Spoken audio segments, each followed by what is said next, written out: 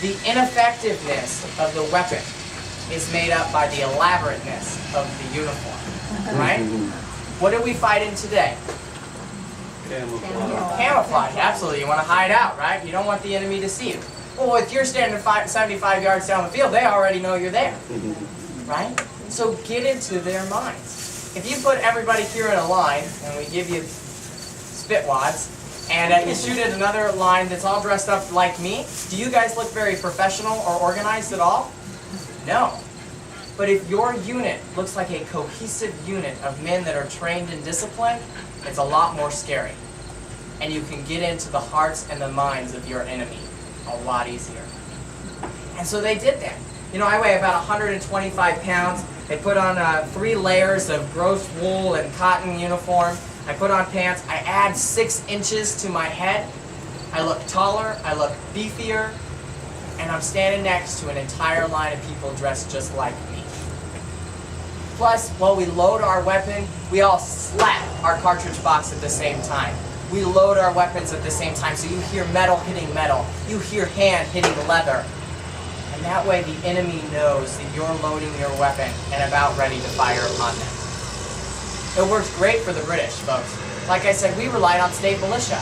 You see the British redcoats coming in and they're all ready to go. They're firing 3 shots per minute with the same technology. I'm not going to stand on a line and watch them do that.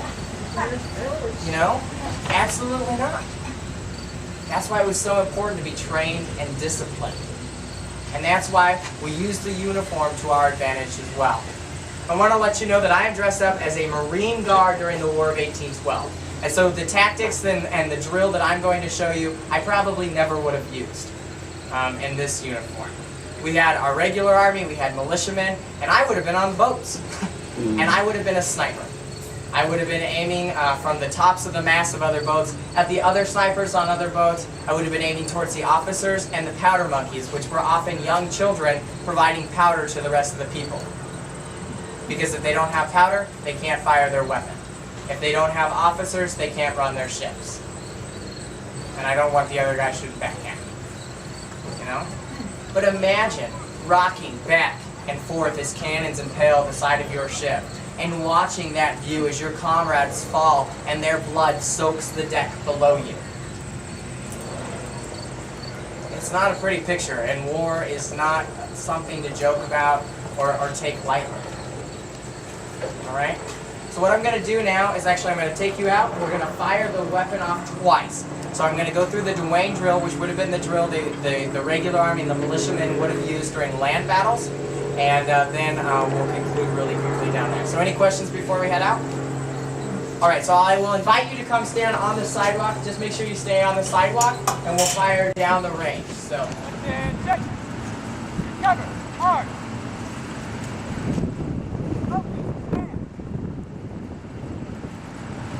Handle. Cartridge. In unison, 100 people standing in that line would slap that cartridge box, letting the enemy know that we were preparing to fire our weapon. Prime! This is that step when we pour that little bit of powder into that pan that'll ignite the rest of the cartridge. Shut! Can! Load! Draw! Ramrod! Stand! Down! Turn! Ramrod!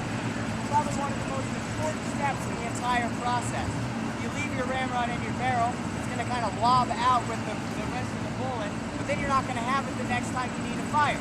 So now you're left with an even less effective weapon, pretty much a 10-pound club on the battlefield at 75 yards away from your enemy.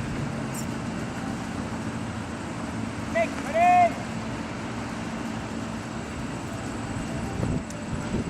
Alright folks, the next 2 commands will be aim and fire. If you'd like to cover your ears, feel free to do so. Aim! Fire! Back up. Alright, now that we've fired upon the enemy, of course they're extremely excited, and they're firing back upon us. In the heat of the battle, folks, it's very hard to hear all of the commands. And so what we do is we simplify our loading process to a simple command called prime and load. We'll do everything up until that make ready position, but remember, we don't fire until everyone is ready to fire. So you wait till that last person has loaded their weapon and are ready to go. Prime and load.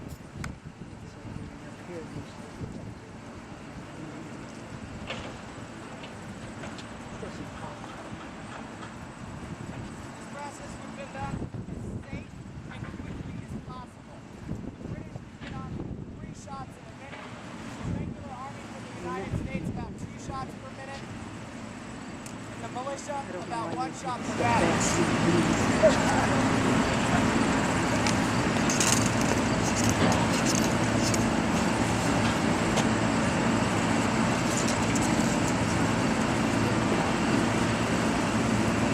Alright, once again, if you'd like to cover your ears, the next 2 commands will be aim and fire. Aim! Fire! And gun! Shoulder, arm. Cut, hand. Order, arm. Many national park service. Right here on our grounds, we fly the Great Britain, the Canadian, and the United States flag. And we celebrate the relationships we have with those countries all from the end of the War of 1812. You want to know what the best part of the War of 1812 was? Yeah.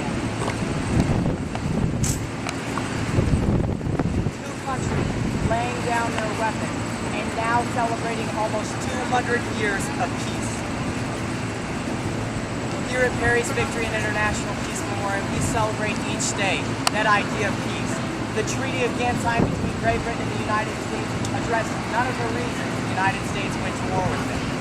It solved a little bit of the border dispute, but what it did do was make Great Britain sit down at the same table and respect the United States as an independent nation. Also, between Canada and the United States, there's over 4,000 miles worth of border. That is the largest friendly, unprotected by military force border in the world. And right here, not only do we talk about the evils of war and what happens during war and how sad that is, but here we celebrate the other side of that as well. That naval victory, the sacrifice people made, and the peace that we get to share today because of that sacrifice. Once again, I'd like to welcome you to Perry's Victory and International Peace Memorial, and thank you for using your national parks.